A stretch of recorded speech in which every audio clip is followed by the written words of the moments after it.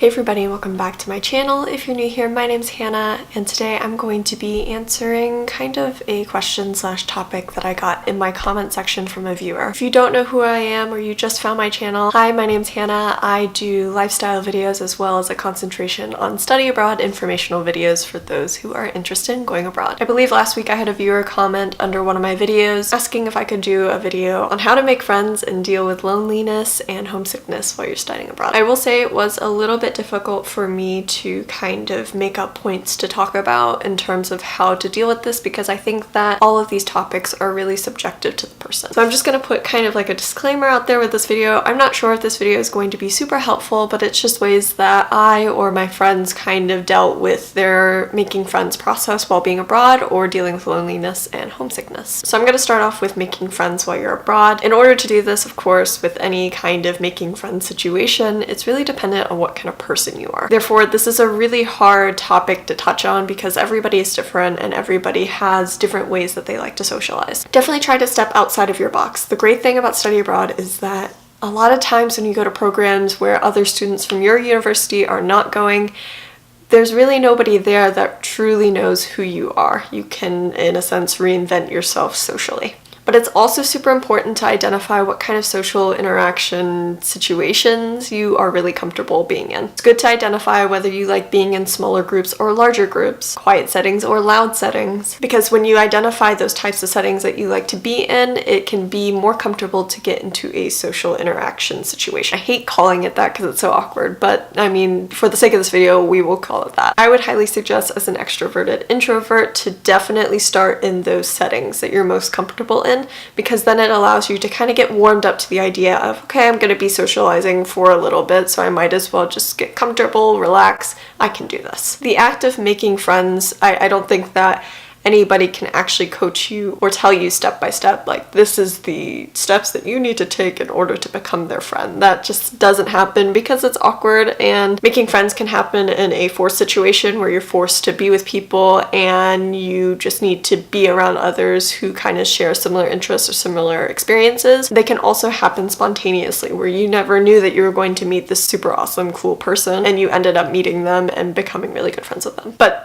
the act of making friends requires you to step out of your comfort zone sometimes, particularly when you're abroad and you're either in a forced friendship interaction kind of situation or you're just looking to find spontaneous friends. If you're not comfortable going out for those spontaneous friendships, then that's kind of where your comfort zone ends and you step out of that box. If you're not comfortable at all with just the act of social interaction, that's okay too. A lot of study abroad is improving that personal development, so definitely just try your hardest to step out of your comfort zones without pushing your boundaries and pushing your limits. Also, if you're curious about a certain setting, like maybe you prefer smaller groups and quiet situations, but you're curious about louder situations and larger groups, it's completely okay to try those out. And I highly recommend that you do, because then it allows you to step out of your comfort zone and try something new, because this louder, larger group setting might actually be something that you really enjoy. And then if you try it out and you find out that you don't enjoy it, that's okay too. That happens. I think the easiest way to make friends is just to hang out with your classmates. You can go and eat lunch together, you can grab dinner together, you can grab drinks together, you can even travel together. I know that a lot of people in my program did a lot of traveling and invited a lot of other classmates and people from other classes to go on trips that they didn't really know, and sometimes that turned into really, really close friendships, but sometimes those travels did turn into negative situations where they realized that they just couldn't travel with other people or that they just couldn't travel with the particular people that they traveled with. So definitely be careful with traveling with others, and of course just keep your options open if you're interested in going on a trip with somebody else. Also, if you're interested in traveling while you're abroad, definitely try to stay in hostels if you're doing it alone. A lot of foreigners and as well as people from your own home country go through hostels because it's a great way to meet locals or to meet other people who are traveling in that country. And if you're a student studying abroad, a hostel can also provide a great opportunity for you to meet other students. And by meeting other people, you can then travel with these people to different places or different sites, or even hang out with them at a bar later in the evening. If you're living with roommates, those are probably the easiest close friendships that you can establish, and I highly recommend that you get somewhat close to your roommates because that will become your family when you're abroad. Plus, if your roommates are local students, they also will make friends and bring those friends back to your house, and in turn you can also become friends with their friends and expand your friend group that way as well. And by becoming friends with those friends, when y'all go out for drinks or go out dancing, it makes it a more comfortable experience being around people you know and have been hanging out with for a little while. If you're looking to meet local students, the easiest way to do it is simply to go out and frequent places. So frequent a cafe, frequent a bar, frequent a club, maybe a restaurant. These are typically environments that are going to provide the most social interaction for you to meet locals, particularly social interaction between locals. For example, the way that one of my friends did it is that he would go to the pub that offered karaoke every Wednesday. He would go to karaoke night every single Wednesday to do karaoke and hang out with other Germans and start becoming friends with these locals. By the end of our entire year there, he had befriended the host of the karaoke night, the bartender, the owner of the actual pub, and a couple of the regulars that frequent that pub. But of course, making friends, that doesn't come easy to everybody, so definitely just try to step out of your comfort zone. I think that's really the only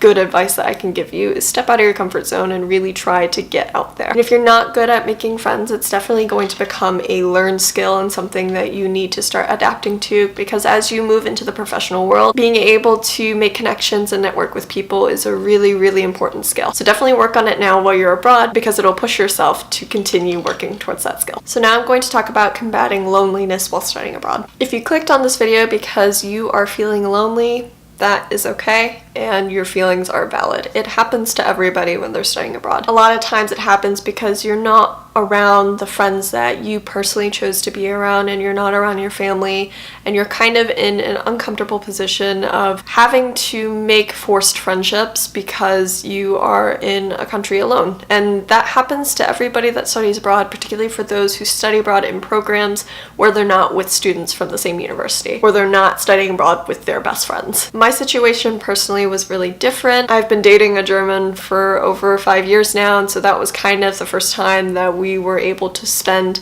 a lengthy period of time together, aside from the small amount of time that we spent together while he was living here in the US. So having my partner there, it made it a little easier to deal with loneliness because I had somebody that I was really good friends with. He's my best friend, but also somebody that I loved and who loved me and whose family cares for me and treats me like family as well. I personally felt loneliness around large holidays in the US, so Thanksgiving and Christmas, because I would FaceTime my family and get to see all of my family together, but I wasn't physically there to celebrate things. I also would experience loneliness when I would see like my friends having fun in my favorite places back home, or just all around having a good time and me wishing that I was also there or that they were there with me. A lot of the times that I felt lonely when studying abroad were really the times when I just wanted to be around people that I had personally chosen to be around. I didn't like the idea of forced relationships while studying abroad because I felt very pressured to try to be friends with people that I normally would not be friends with. And by stepping out of that comfort zone, I did make friends with a lot of people that I normally would not surround myself with. After talking with people about that concern, I found that they also felt those same concerns, that they also missed being around people that they just personally chose to be around. So if you're feeling like that and you feel like, well, you know, like I want to be friends with people, I don't want it to be forced, and I feel like I'm forced into this situation of being friends with people I don't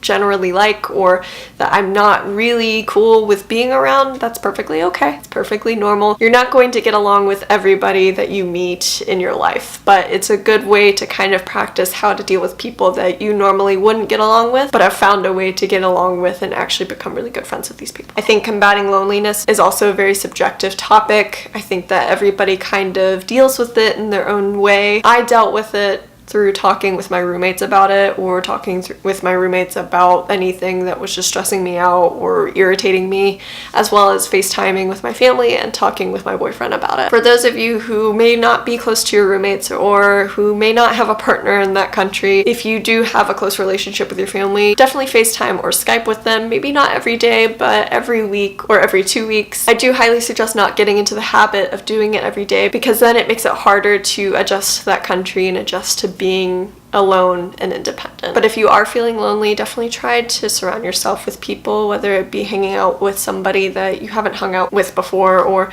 going to, again, like a bar or a club or a restaurant. Just be around people. Now I'm going to talk about combating homesickness, and I think this is probably everyone's fear when they study abroad. It's just the idea of being in such a wonderful place and a wonderful culture and missing your home culture so much that to some people that just seems like a waste of money in terms of just studying abroad and the act of studying abroad. But homesickness is very, very normal too. I think that everybody goes through some kind of bout of homesickness, whether it be like missing home entirely and not wanting to be there, or just missing a very small aspect of your home's culture. To be completely honest, I only felt homesickness again around big holidays like Thanksgiving and Christmas, when I would FaceTime my family and realize that I was missing out on certain events. But otherwise, in terms of homesickness towards my culture, I didn't really experience it that much. A lot of my homesickness was actually fueled more by the guilt that I felt leaving Texas and leaving Houston in particular right after Harvey,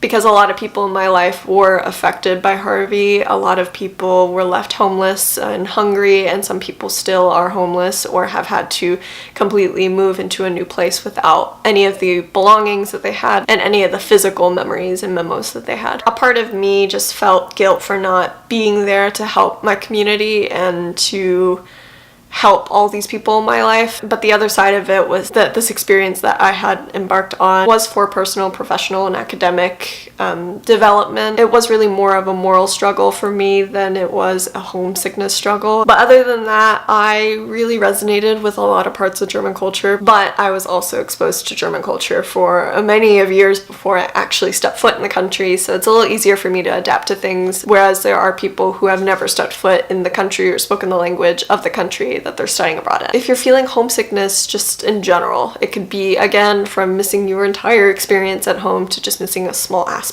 of your cultural experience. Your feelings, again, are completely valid, and it is completely normal. I had a couple of videos of my family that I'd just taken either for use in a video or just personal use because I thought it was funny. And whenever I felt homesickness or I missed my family, I would watch those videos and remember those memories, and then I would remind myself why I was there, why what I was doing was important for me and my personal development, and how my family supported it. Also, a great way to combat homesickness is just to FaceTime with your family, because even somebody's voice can be very comforting when you're feeling the utmost homesickness or just really, really stressed about a certain situation. Having come back from being abroad and being here at my university's hometown and just being amongst like real Texas culture, I experienced more homesickness for Germany than I ever did experience homesickness for the US. There's a couple of reasons for that, but honestly, there are things that I miss about Germany that I cannot wait to experience again when I go back. However, the thing that I could not shake off is my entire homesickness for the food options that Texas provides, like Mexican food, Tex-Mex, good Vietnamese food. Oh my god. I was in heaven when I came back for hot second there. My most effective mode of combating loneliness and homesickness is something that all of you are really well acquainted with.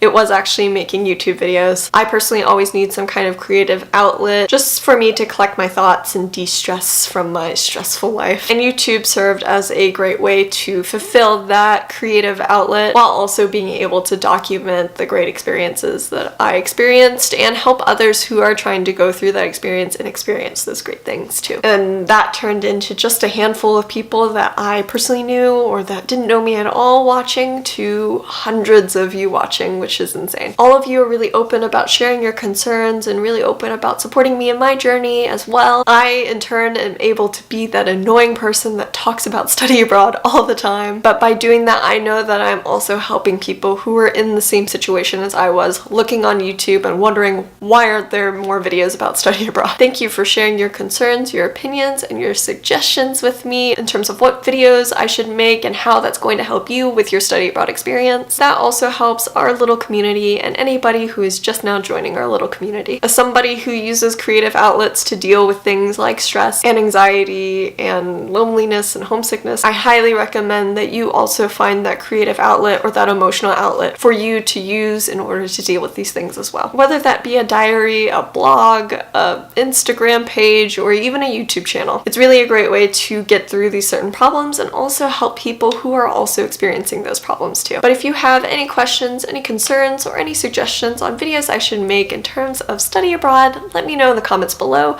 I am super responsive in my comment section, and I pretty much always do videos that are suggested to me just because I know that that helps you guys out too. But if you like this video, make sure to give it a thumbs up, subscribe down below, and hit that bell so you can get notifications every time I post a new video. I hope y'all have a beautiful week, and I hope that video was helpful and it just wasn't me rambling, but that's okay if it was. I will see you guys next Sunday with a new video. Bye guys.